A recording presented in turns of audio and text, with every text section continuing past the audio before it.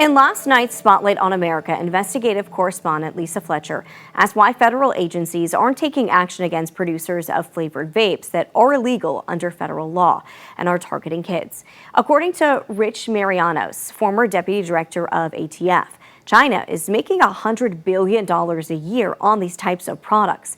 And a study launched last year conducted by major tobacco company Altria found 99% of 2,000 discarded vapes they collected in New York City were from China and were fruit flavored. So we want to know, how is this vaping industry regulated in West Virginia, and how are agencies working to keep these products out of the hands of kids here at home? It seems like vape shops here in West Virginia are popping up everywhere.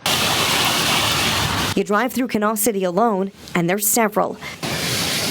But who regulates these shops and the items they carry?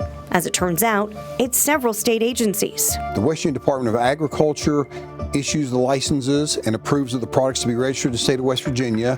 The West Virginia State Tax Department ensures that all taxes are properly collected on these products, and the West Virginia ABCA ensures compliance that these products do not get in the hands of individuals under the age of 21 years.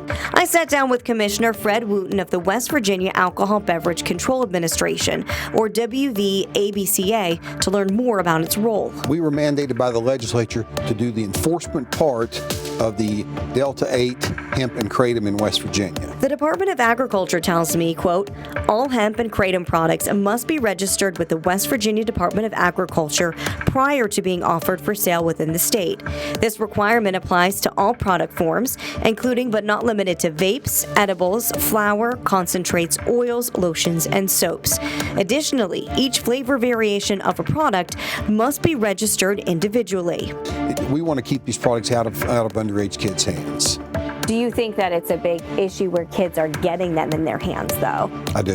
When a vape shop sells hemp or kratom products, Wooten says the clerk needs to check IDs to make sure the buyer is 21 years or older. How do you monitor if a vape shop is following the laws that have been put in place? We do underage compliance checks. Data from the WVABCA shows so far this year, there were 117 buy attempts, where 17% were underage purchases. When it comes to a business breaking the law, Wooten says an administrative violation is written and sent to the Agriculture Department, and then the Ag Department says it sends that to the local prosecuting attorney's office to file for criminal charges.